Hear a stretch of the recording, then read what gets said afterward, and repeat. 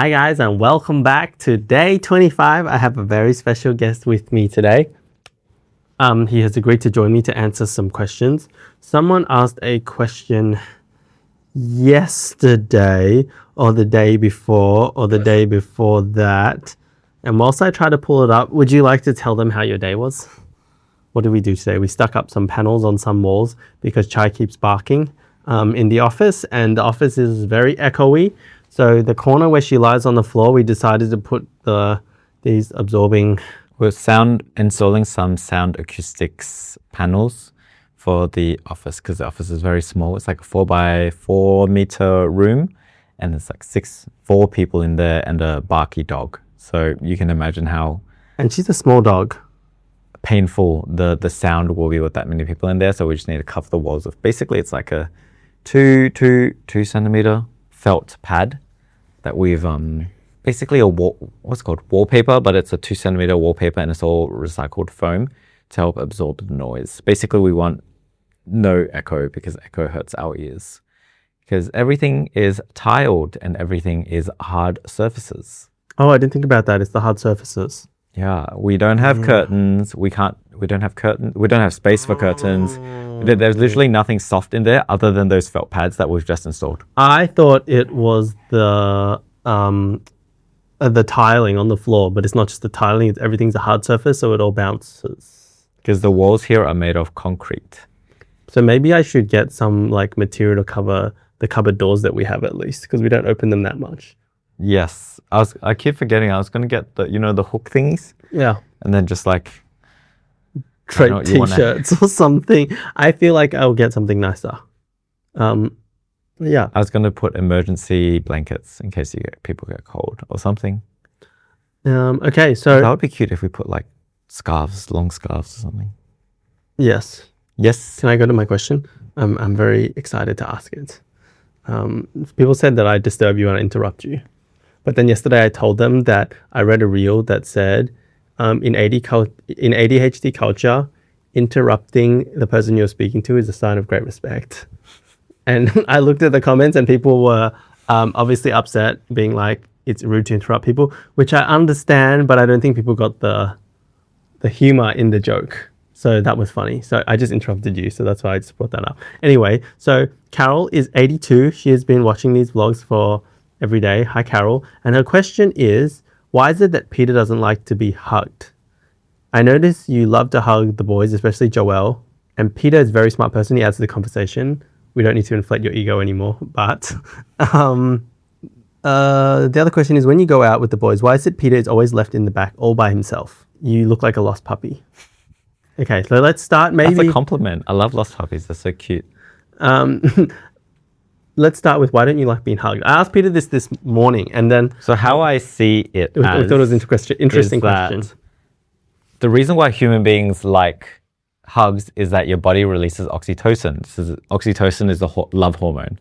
So what is supposed to happen is, when people hug or there's physical intimacy, oxytocin is released, which is a love hormone, and that makes you feel positive because you have the hormone to feel positive. It's the same thing as being happy and dopamine being released when you're happy. I get so much oxytocin from hugging.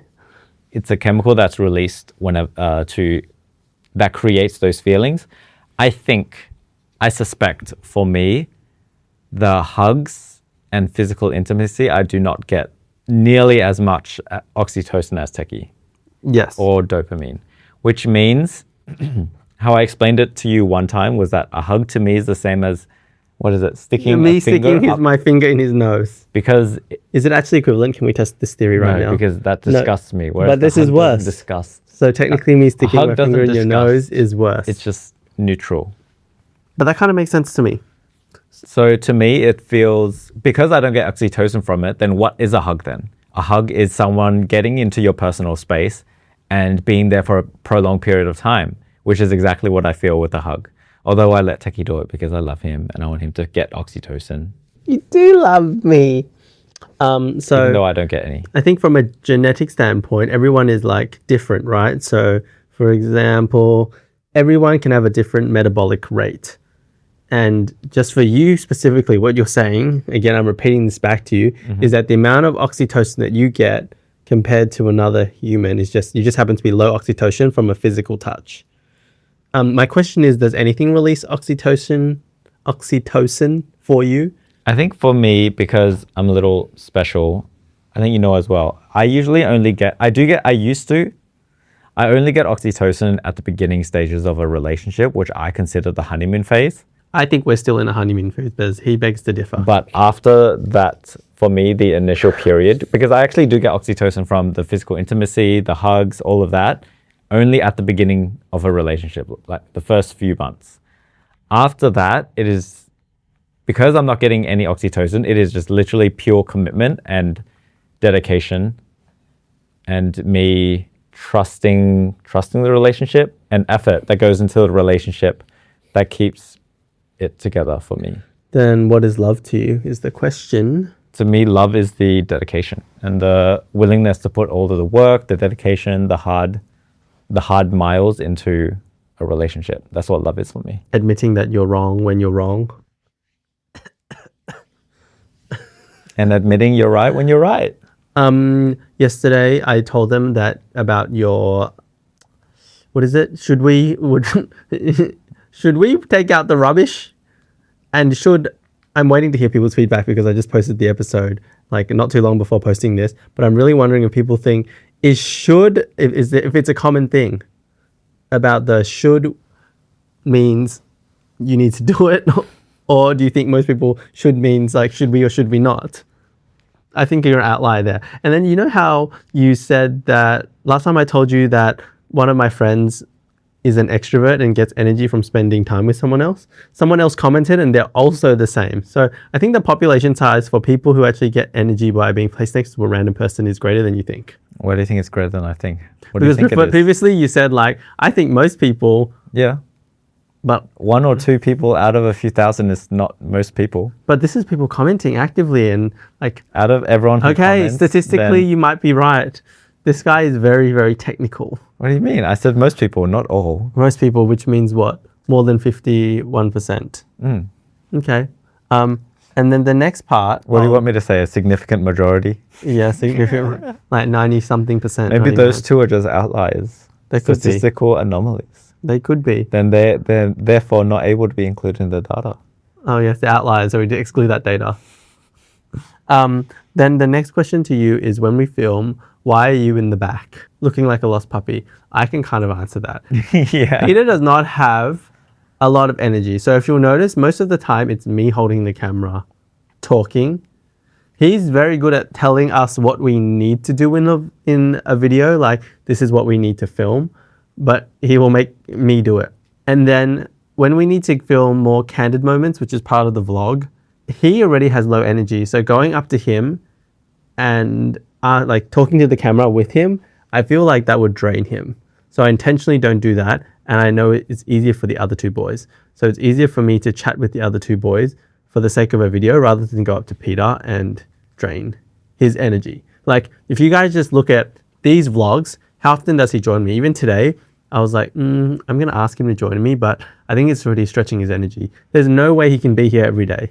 So I don't think it's, correct me if I'm wrong, I don't think he feels left out. He wants to be left out. Am I right? Anything to add? You know, in what is similar to me for is, you know, in bed and let's say it's super hot and you're sleeping next to your significant other and it's very hot and you still want to touch each other, but it's too hot for a hug and you just do like the pinky or you just touch feet.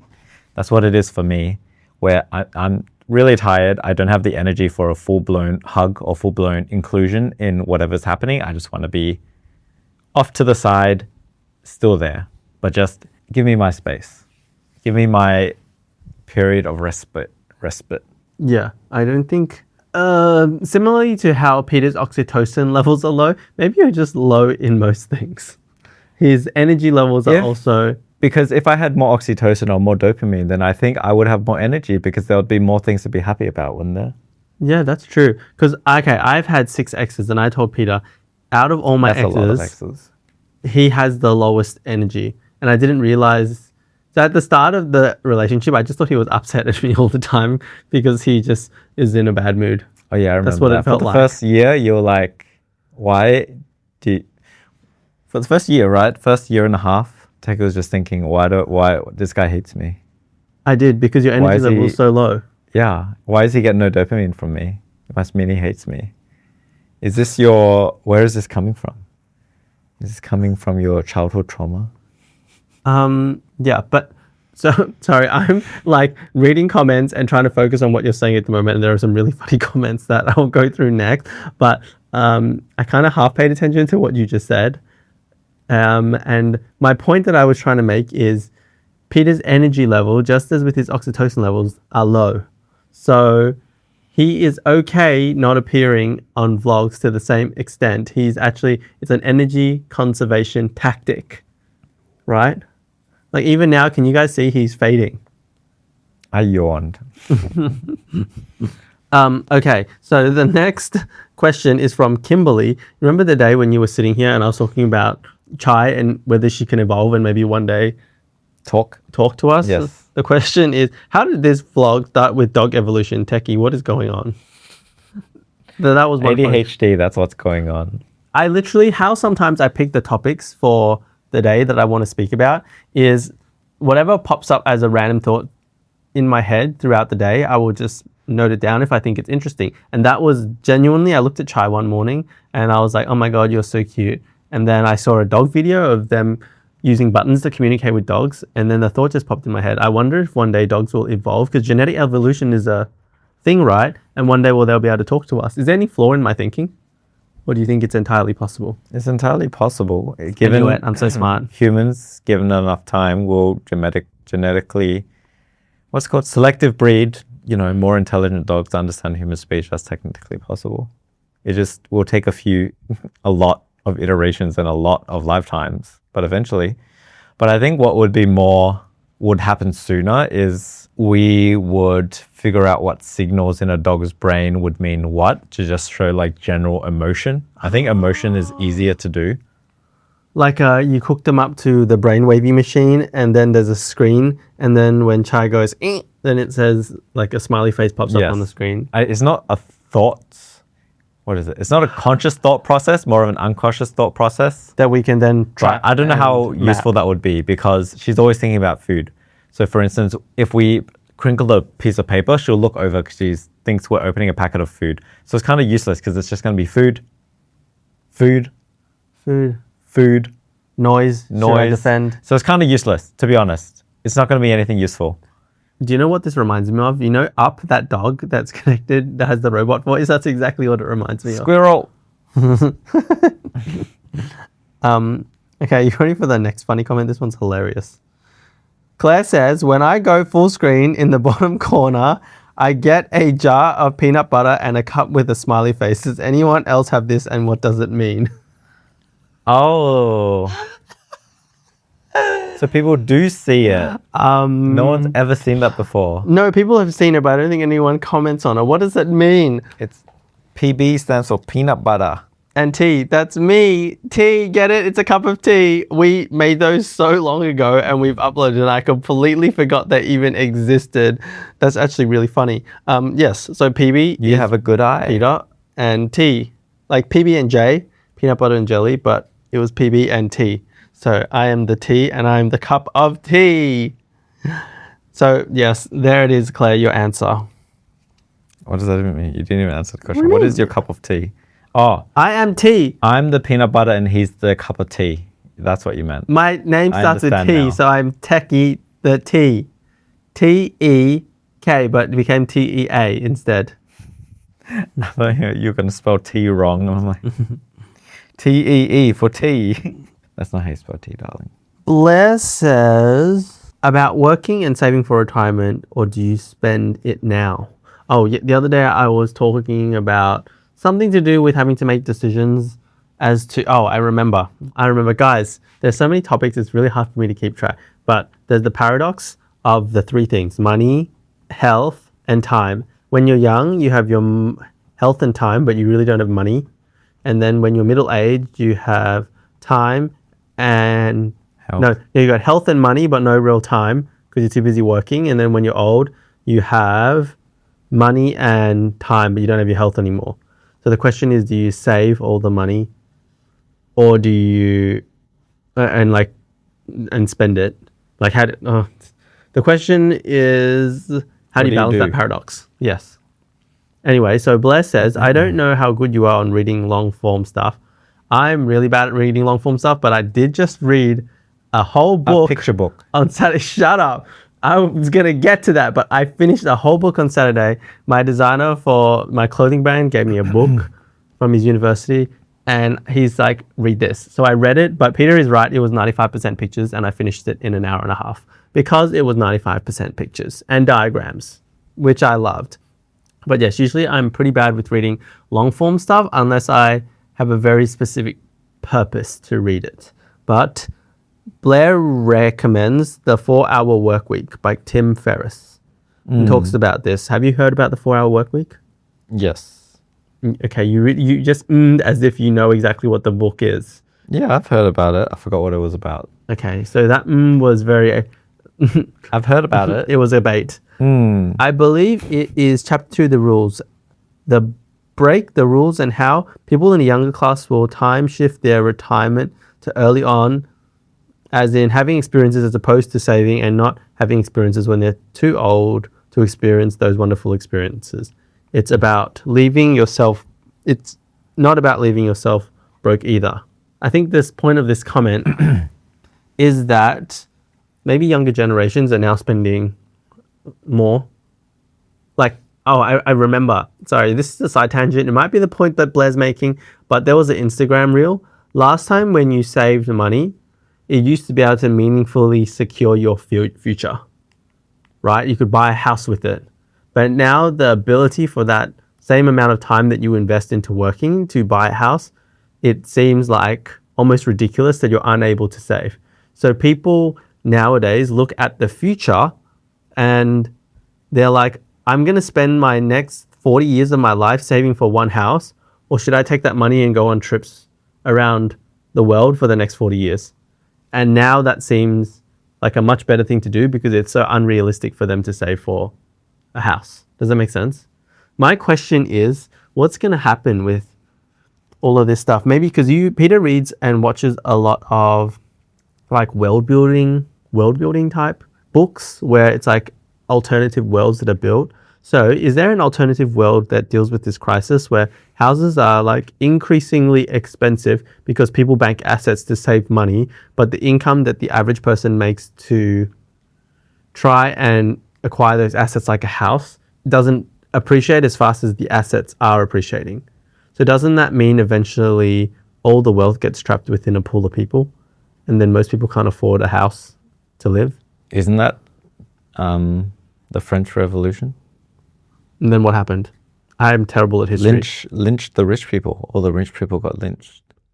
And my then goodness. the wealth got redistributed. But I don't think that's going to happen these days.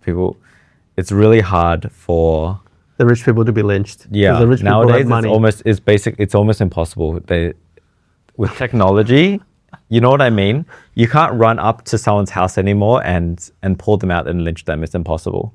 Like, look at how many assassinations on like Trump that have failed. You just can't do it anymore. It's just not possible. This is the funniest topic I've talked about in a while. Lynching rich people. Is that what you meant? Yeah, maybe that's... Is that what you meant? But then, but we can't lynch the rich people now. So what happens? I don't know. What do we do now? You hope that the other rich people are on your side and help you. You hope that there's at least one rich person on your side that can help you. Or you have to help yourself. Nowadays, you just have to help yourself, right? I guess so. That's why... I think that's also why I decided not to go back and get another job, because I could see that if I just keep working, I can save for a house. But what was I giving up? Actually, like, you think about it, what were we giving up? We were giving up the flexibility to travel during our... Literally, this is the money, time, health dilemma that I spoke about before. We were literally giving up our ability, the best years of our life, to secure a future. And when we looked at that future, it's like, oh, it's a house that I get to live in. Yeah. Is that actually your dream? And to us, that wasn't the dream. Oh my God. A house is... I think does that make sense? Yes, if a house is not your end goal, don't force yourself to... My dad is to don't force yourself to buy a house. My dad is always, both of my parents are very, end goal is a house and you live in it, which to me is crazy because I don't want to buy a house and then get stuck there for 20 years paying off the mortgage and being unable to travel until you've paid it off. That's the same as my parents. I think they see, maybe they come from a generation. Again, I saw another Instagram reel where for our parents, they could work a certain amount, let's say for 20 years of their life, and they could purchase a house, investment properties. And the amount of effort they put into the reward they get made more sense. But for us now, we put in that same amount of effort, we can't get a house. We just literally can't afford it. So they have that same objective still for us when they don't necessarily understand how different the circumstances that we are growing up in are now. Does that make sense?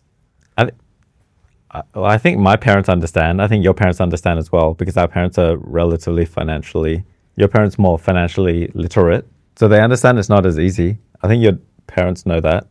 But I think for most people, I guess, boomers, the stereotype is with boomers is that they don't understand the financial conditions are different to when they purchased a home 40 years ago, 50 years ago. Yes, that's true. I got distracted again because I read another comment, and now I'm going to side tangent to something I found really funny. I have a confession. I have a confession to make to you. Time to go on a journey. You ready for my confession? No. So, well, you're going to hear it anyway. So Laura said, "Thank you for taking the time to look at the comments and actually answer it." Hi, Laura. I don't remember what your question was that I answered, but I'm glad that I answered it. And Laura makes a very good point. I know you said that you like it, but I believe that it's not always pleasant things to read. And that is true. There are often unpleasant comments to read. The best part, and here is my confession now, there's this function on YouTube called hide people from your channel, right? And I've been chuckling at using it because if I see comments I don't like, I've been hiding them. And I realize what happens is these people probably think that their comments are still on the channel because they themselves cannot tell unless they go outside and log out and log back in onto a different account that their comments have been removed. So YouTube's been really smart with this, that they give the perception to the person that their comment still exists. Does that make sense? So I think it's the funniest feature ever because it's not like a block so you can't see. It's called hide. So the person thinks their comment is still there. And maybe there's someone who's been commenting on every video that doesn't know. Hi, people. So I've been quietly chuckling at that. Isn't it hilarious? You're giving them a shadow ban. It is. It is. Yes, exactly. And it's just... We've been using this forever. No, I just started using it and I found it hilarious. Really? I've been hiding all these comments forever. There's so many... Every video, every person on social media, if you show your face, you're going to get hate comments, you're going to get haters. It doesn't matter who you are or what content you make. Literally, there will be someone who hates you for no reason other than they want to. And then the other day I was talking about people wishing me happy birthday on my birthday. Morel says, I find birthday's a little depressive because there's also the pressure on social media over how many happy birthdays you get. Oh, I used to have that. Really? Yeah, I used to care in high school. I was like, how many people are going to say happy birthday to me? Oh, you're such a baby. That's okay. And then I stopped caring because once you hide your birthday from everywhere, there's no more pressure because now if you decide not to care or show people, then it doesn't matter. So I was expressing the opposite concern that I hate my birthday each year, and I literally get social anxiety because people come out of the woodworks and start wishing me happy birthday. It's like random relatives or stuff like that, which I appreciate and it's sweet of them. But at the same time, now I'm obligated to go expend energy to reply to them when I don't have that much energy to begin with. Like, I don't think you understand. Next time I'll show you. No, that's so rude. They spend the time. Or give it a tick. Give it a thumbs up. I send an emoji, thumbs up. Good job. You sent that message. Thank you. Good job. I'll see you next year. And then the funny thing is, they'll say happy birthday and then 1 year later comes and they get the notification again and then it says they should say happy birthday again. So there's only 2 messages and it's just both of them saying happy birthday 2 times. That's the best. I didn't pay attention to anything you just said, but someone asked, do me and Peter have the same birthday? No, we certainly do not. That would be funny if we did. Who had the same birthday as me? I remember. Aaron Tar. Do you not remember Aaron Tar? He had the same birthday as me. I had a crush on Aaron Tar at one point. It's okay. Hi, Aaron. Peter had a crush on you at one point. Um, I had a crush on everyone at one point. I was did. a high schooler. Peter and I used to have the Peter and I went to I the was same high young. school. Chai, stay. She's trying to run away, and once she runs away, she starts barking. So she has to stay with me. But Peter and I went to the same high school for 4 years. We knew of each other. We never spoke to each other, but we had the same crush, didn't we? That was hilarious. We found out many years later, very recently. Okay, I'm going to try and answer one more question and then we'll call it a day. Actually, a lot of people replied to my birthday thing saying that they had the same issue, that they also Because it's really anxious. awkward. I just ignore. Ignore. Sick, just double tap it and then So what you guys Forget don't about it. understand is Peter doesn't message anyone. Anyone. I mean anyone, including Joel and Dan. He's in the group chat. Actually, Joel and Peter do not reply to the group chat. The group chat has the 4 of us and is literally Dan and I messaging. The other 2 are just like flies on the wall. I prefer in-person engagements. But then I look at Joel when he's with us in person and he's just in his own space. Joel. Yes, he can just sit there and not really do anything. He's just daydreaming. You know what I mean? But you are like on your phone playing games. Dan's on his phone scrolling TikToks. And I'm like busy with whatever I've decided to be busy with. Yeah. Okay, the last question that I'm going to answer very quickly is, can you do a video explaining on how you met Joel and Dan? There is a video on The our 4BB's channel called channel. Just for BB. So if you search Just for BBS, there's a video called This dog. Foursome, maybe 2 couples, 1 relationship, something like that. And that explains the whole story. But the TLDR is that we met them in Thailand end of last year. And we literally just bumped into them at an event. And then we went to have dinner with them. And then we got along really well. Oh, Peter was sick the first night that we met. And then they helped take care of him, which we were like, that's so sweet. They didn't just run away. Basically. And then we went and had dinner with them. Then we got closer and we're like, oh, we actually enjoy their vibe. And then we spent more time with them on another trip. And we got closer. And then we're like, oh, the 4 of us actually get along pretty well. And the rest is available on our other channel to watch. I got you there, guys. Yeah, if you're interested, please go watch it. But if anyone has any other questions, I'm glad I got through so many random questions and comments today. And I'm really glad I have my special guest with me. Thank you for joining me. I know it's tiring for you, but I appreciate you. Okay? You know I appreciate you? Okay, now say bye. Say bye. Bye. Bye, guys.